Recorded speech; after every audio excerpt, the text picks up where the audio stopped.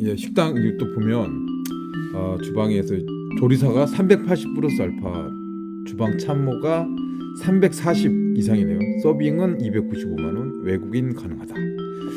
음식점의 인건비가 상당히 많이 올랐네요. 연봉으로 따지면은 4천, 5천 정도, 5천만 원 가까이 될 수도 있는.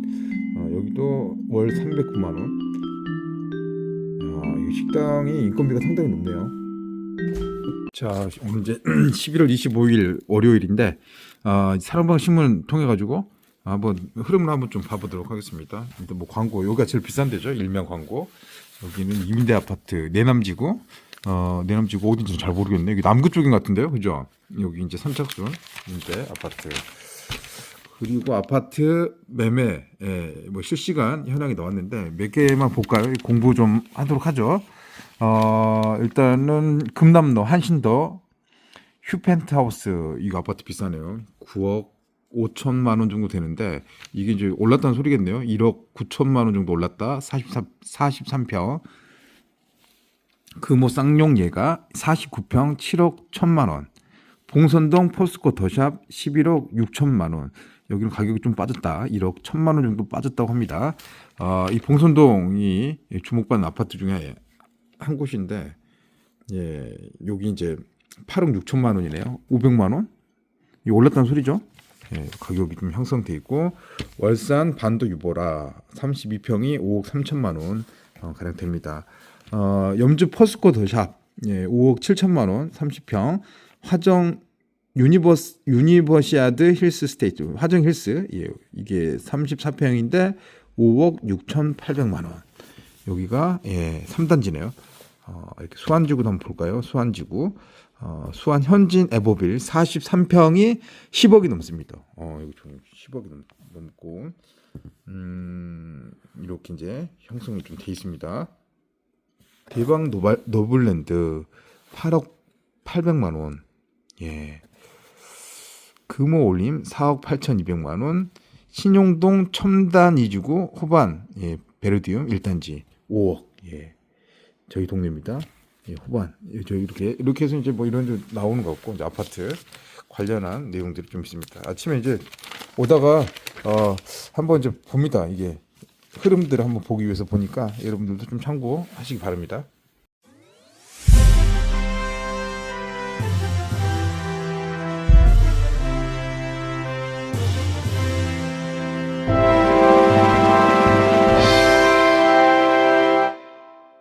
자, 여러분 안녕하세요. 반갑습니다. 2024년 11월 25일 월요일입니다. 아침 저녁으로 날씨가 많이 추워졌고 내일은 또 비 소식이 있다고 합니다. 면역력, 감기 조심하시기 바랍니다.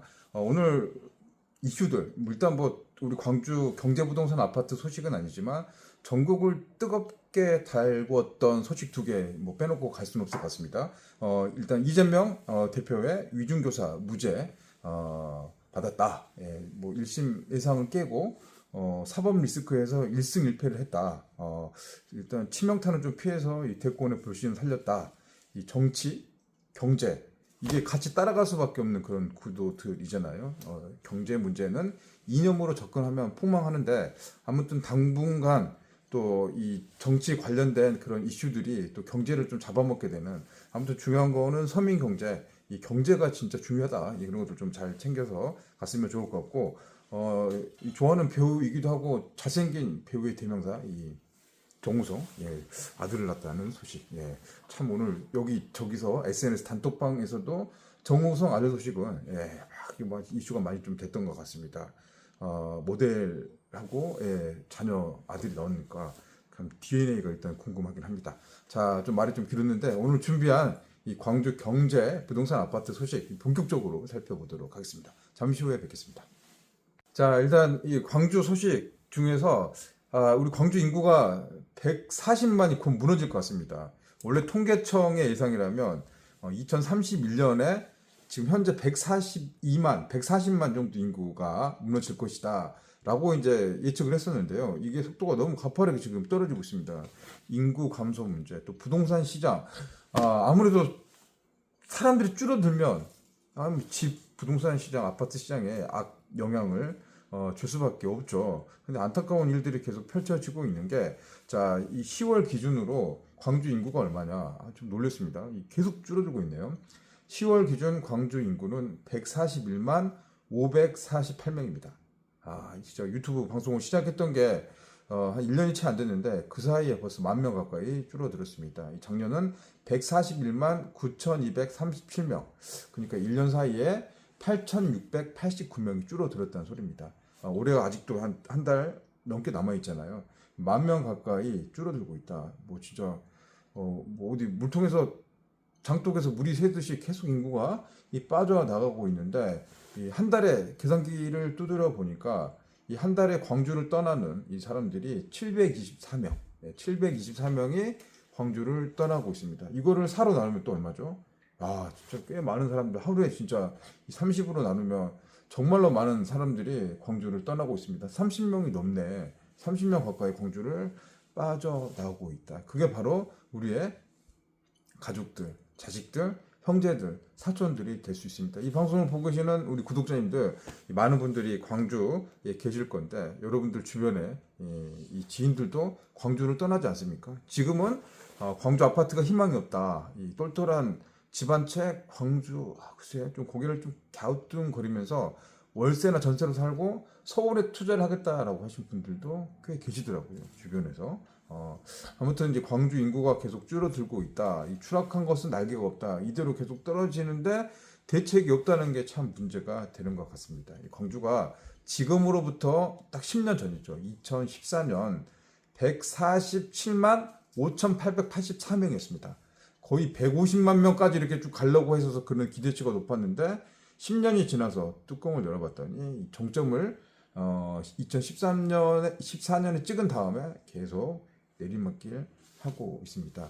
이 광주시는 내년 이맘때, 우리가 보면 내년 이맘때 140만 명이 붕괴될 것이다 예측을 하고 있는데, 지금 추세라면 내년에 인구가 130만 명대로 이제 떨어지게 되면 정말 이제 위기감이 클 것 같아요. 인구 5대 광역시라고 하고 있는 이 광주의 경제 부동산 아파트를 이야기하고 있는데, 이게 좀 성장을 해가지고 팽창 발전해서 좀 그렇게 가야 되는데, 지금 이제 이게 계속 줄어들고 있다니까 좀 위태로운 현상이 피부로 좀 느껴지고 있습니다. 일단은 뭐 인구 줄어드는 이유 여러분도 아시겠지만 출산율이 저하되고 있습니다. 결혼을 많이 안 하고 있고 애도 많이 안 나고 있다. 나이가 있으신 이제 어르신들은 이제 돌아가시죠. 이 자연 감소가 계속 늘어나고 있는 추세에다가 청년 인구는 말대로 학교나 직장을 따라서 지역을 떠나고 있다. 이 광주시는 저출산 대응 예산으로 2,845억 원. 이게 좀 많다면 많고 적다면 적은 돈인데, 광주시 재정 규모에서 3천억 가까운 예산을 저출산 관련된 예산으로 지원을 하고 있습니다. 근데 피부로 좀 느껴지지가 않네요. 어떤 대책을 줘서 뭐 애를 많이 낳게 하든가, 뭐 신혼부부들 뭐 결혼을 많이 해주는 그런 이제 유발 정책이 될 것 같은데, 글쎄요, 아직은 잘 모르겠습니다. 아무튼 출산도 1년 평균 한 4년 사이에 8,000명 정도 1년에 낳았어요, 광주에서. 근데 이게 해마다 7,000명대로 줄어들고 지금은 6,000명대로 떨어졌습니다. 아무튼 파격적인 할인 혜택, 그런 게 지금 필요해 보이거든요. 파격적인 발상의 전환을 해서 뭔가 할 수 있는 걸 해야 된다. 정주 여건 그래서 필요하다. 요즘 젊은 사람들은 말했듯이 이 광주의 문화적인 연봉을 많이 주는 회사도 물론 필요하죠. 대기업 유치도 필요한데 사실상 그게 힘들어진 거죠. 지금 힘들게 되는 상황. 그래서 복합 쇼핑몰이라든가 코스트코 같은 이 문화 체험한 것들 우리 주변에 가깝게 있다는 것, 그걸 또 토대로 해가지고 삶의 질을 향상시킬 수 있다. 그럼 일자리를 그렇게 좀 유치를 해가지고 뭔가 광주도 변화되고 있는 모습을 만들어야 된다라고 하는 게 이제 지금 이제 광주의 밑바닥에 이 정서들이고, 그게 다 부동산하고 아파트 값하고 또 연결이 돼 있는 것들이라, 아무튼 이 뉴스를 보면서 우리가 좀 심각하게 좀 고민을 해야 된다. 이 광주 공동체의 현실 140만 내년 말 정도 무너질 것이다. 그렇게 이제 예측을 하고 있습니다. 자, 다음 뉴스로 넘어가도록 하겠습니다. 돈. 진짜 요즘 진짜 지갑의 돈들, 지갑의 돈, 돈 오늘 좀 많이 있죠? 10,000원 돈, 돈과 관련된 소식입니다. 지금 뭐 은행에 예금하신 분도 계시겠지만 사실은 좀 대출이 다 있다라고 보시면 될 것 같아요. 이 많은 분들, 이 성인, 이 방송을 보시는 분들, 이 부동산 관련되신 분들은 이 대부분 대출이 있다. 예, 거의 한 80에서 90% 정도 대출을 어느 정도 다 갖고 있다. 지금 이제 이걸 좀 대출을 좀 정리하려고 하시는 그런 움직임들도 나타나고 있는 것 같아요. 저 역시도 마찬가지입니다. 대출 좀 정리하고 좀 지금 좀 가볍게 좀 살을 빼듯이 다이어트 하려고 이제 그렇게 하고 있습니다. 부채 정리. 예, 지금 이제 저는 좀 고민하고 있는데 이 많은 분들이 내년 4월에 입주하는 이제 광주 아파트 또 서울 아파트 입주 시장이 열렸는데 집값이 비싸죠. 이 광주 아파트 상무센터자이 30평대가 한 9억, 10억 가까이 하죠. 중앙공원, 롯데캐슬도 한 8억, 뭐 7, 8억대 아파트가 이제 어느 순간에 이렇게 이제 광주에서도 차지하고 있습니다. 그럼 지금 살고 있는 아파트를 팔아요. 팔아가지고 뭐 아파트가 지금 뭐 4억이요, 5억 이 정도가 지금 많으니까 이렇게 해가지고 이제 이 잔금을 치르려고 하는데 지금 문제는 이제 집값이 안 팔리는 겁니다. 예, 그리고 새 집 잔금을 치르려고 하면 이 가격 한 4억대, 5억대는 물고 여기 추가로 대출을 한 3억 정도 받아서 간다면 감당이 될 텐데 이 집을 싸게 팔아. 이 4억짜리를 3억에 팔고 3억짜리를 2억에 팔아서 대출 한 5억 정도 끼고 한다. 이거 뭐 부담이 많이 되죠. 이 금리가 어떻게 될지 모릅니다. 미국 금리 떨어지고 있고 트럼프 대통령 당선되면서 이 광주 또 대한민국의 경제 상황, 대기업 수출 이 전방위적으로 이제 위기감이 고조되고 있는 그런 상황에서 여러 가지 이제 경제 침체에 시그널이 나타나고 있는데 과연 이게 이제 지방 부동산이 얼마나 감당을 하고 버티고 갈 수 있느냐 이게 이제 관건이 될 것 같습니다. 그리고 이제 정부에서도 이 서울 영끌족 또 부동산 대출이 너무 많으니까 이 규제가 들어간 겁니다. 이 정부에서 이 대출 문제 곧 터질 것 같다, 내관이 될 것 같다라고 해서 대출을 좀 쪼이고 있습니다.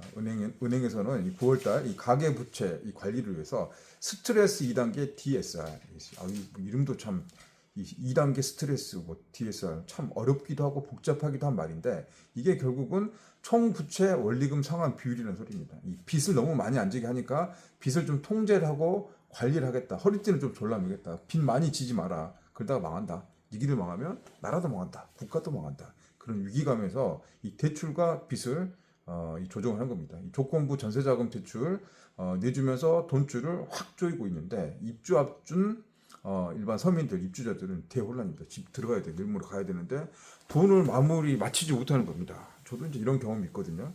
제가 10년 전에 이 집을 입주를 하려고 할 때 그때 분양가가 한 2억 3천 정도 됐었고 제 가게 그때 이제 10년 전에 키즈 카페 월드컵장 그때도 그게 한 1억 5천 정도 한꺼번에 두 개 저한테는 엄청나게 큰 감당하기 힘든 그런 돈들을 해야 되는데 어느 하나도 좀 놓치기가 어려운 그런 놓치기 힘든 시기가 됐을 때 돈 때문에 엄청나게 고민을 많이 했습니다. 밤잠을 많이 설쳤고 가지고 있는 돈 대충 이리저리 끌어쓰고 결국에는 막 이제 뭐 주변에 이제 아쉬운 소리도 해야 될 수밖에 없는 상황. 그때 이제 느꼈던 게 야 진짜 무리한 대출 또 이 돈 이렇게 빌리고 하는 게 주변에 피해를 줄 수도 있겠다. 예, 그런 이제 생각이 들어가지고 그때 이후로는 정말 이제 그 돈 빌리는 상황을 만들지 말자라고 이제 확고하게 이제 경제 그 관념이라든가 금융 관념이 들었습니다. 그러다가 이제 뭐 장사하면서 사업하면서 또 주택담보대출 자영업으로 풀로 받아서 이 사업체를 3개 운영하다가 코로나 때 쫄딱 말아먹었다. 갑자기 또 슬픔이 밀려나는 그런 상황이 있었습니다. 그래서 대출이 무섭다, 빚이 무섭다라는 거를 느끼고 있습니다. 아무튼 집을 이제 내년에 또 입주하시는 분 계세요. 내년 우리 4월도 있죠. 신용공원, 뭐 상무센터를 곧 입주를 합니다. 잔금 대출 수억이 지금 이제 잔금을 이제 마련해야 되는데 지금 여러분이 가지고 있는 현금, 종잣돈, 이 현금, 또 부동산 자산, 아파트든 토지든 뭐 땅이든 요거를 현금화 시켜야 되는데 지금 시장이 부동산 거래가 좀 절벽이다. 그래서 지금 그 시점에서 맞춰서 너무 타이트하게 하면 안 팔렸을 때 정말 고민이 돼요. 이제 밤잠을 설치고 애가 타고 스트레스 받아가지고 스트레스 DSL이 아니라 내 몸이 스트레스로 몸이 이제 나빠지는 그런 상황이 될 수 있습니다.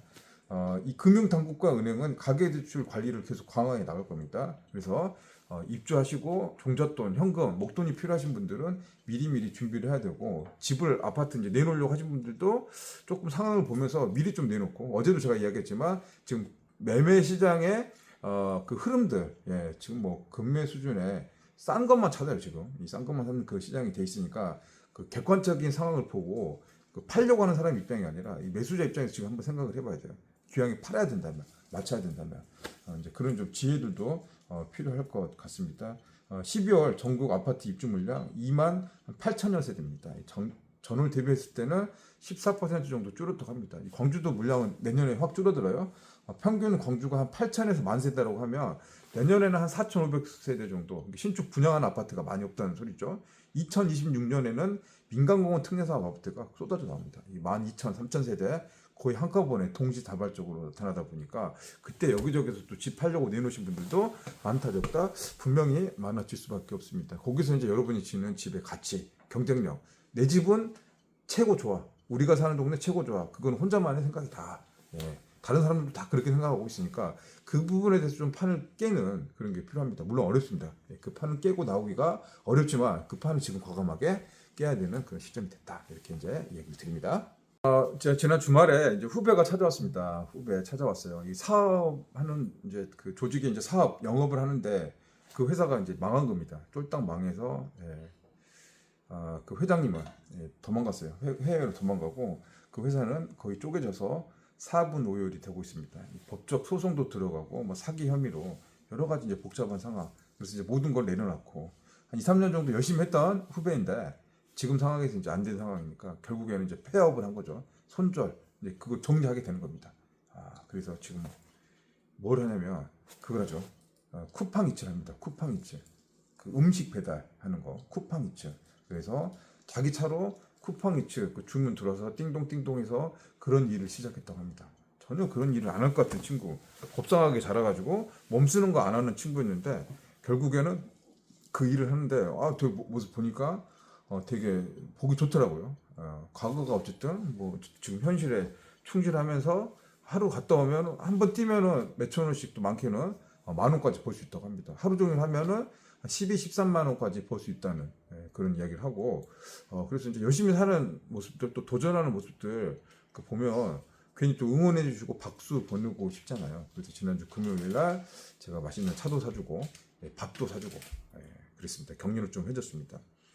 그리고 한 3년 전에 그 회사 대표로 있었던 친구의 친구도 있습니다. 이 IT 게임 하는 그 기업의 대표인데 거기도 회사가 망했습니다. 부도났습니다. 모든 걸 다 내려놓고 지금은 나이가 저희가 50 가까이 되잖아요. 40대 후반 50대니까 또 경력의 일관성을 찾기가 굉장히 힘듭니다. 모든 걸 내려놓고 지금 택배, 오토바이 배달 그 일을 한 2년 정도 하는데 뭐 쉬는 날 없이 계속 하다 보니까 한 달에 한 500만 원 이상 번다고 합니다. 물론 몸은 힘들고 녹초인데 가족에 대한 책임 부양이 있으니까 아침, 점심, 저녁 쉬지 않고 하루도 안 쉬고 이렇게 하는 친구가 있습니다. 아무튼 그 대단한 친구 이 박수를 보냅니다. 그 친구하고 이제 이런저런 이야기 하다가 이제 쿠팡이츠 배달하면서 그런 이야기 하더라고요. 부동산 채널이다 보니까 이 아파트 소식 이야기 해주는데 여기저기 아파트 배달 해주는데 두산 제니스 제가 되게 좋은 아파트로 제가 평가를 하고 있는데 두산 제니트가 세대수가 한 1,800, 한 2,000 가까이 되죠. 새 아파트죠. 근데 거기가 이제 지하 주차장이죠. 지상 공원하니까. 그래서 음식 배달을 시키면 이 배달 그 기사님들이 한번 들어왔다가 시간을 한 30분, 40분 헤매고 나온다고 합니다. 이 구역이 너무 크다 보니까 여기가 색깔리고 혼선이 있고 뭐 길을 들어갔다 못 나오고 마치 미로처럼. 그래서 거기 들어오면 안 들어가고 싶어 한다고. 시간도 들어서 복잡하다, 막 머리 아프다, 스트레스다. 그래서 될 수 있으면 거기 안 가려고 그렇게 하고 있다라는 그런 이제 이야기를 줬습니다. 물론 이제 그 이야기 전 안 가봐서 배달 그런 거 안 해봐서 잘 모르겠지만 저도 나중에 기회가 되면 직접 현장에서 생생 체험을 한번 뛰어보면서 이곳저곳 이 아파트 배달 그것도 한번 해보도록 하겠습니다. 그래서 후배하고 약속했습니다. 다음 달에 시간 될 때 현장 같이 가면서 쿠팡이츠 배달 사원으로 한번 일을 해보는 그런 컨텐츠에 도전을 해보도록 하겠습니다. 자, 오늘 벌써 이제 해가 다 저물었습니다. 한 주를 시작하는 월요일인데 오늘 여러분 하루 일하는 현장에서 모두 고생 많이 하셨습니다. 건강 잘 챙기시기 바라고요. 저는 다음 시간에 또 뵙도록 하겠습니다. 여러분 감사합니다.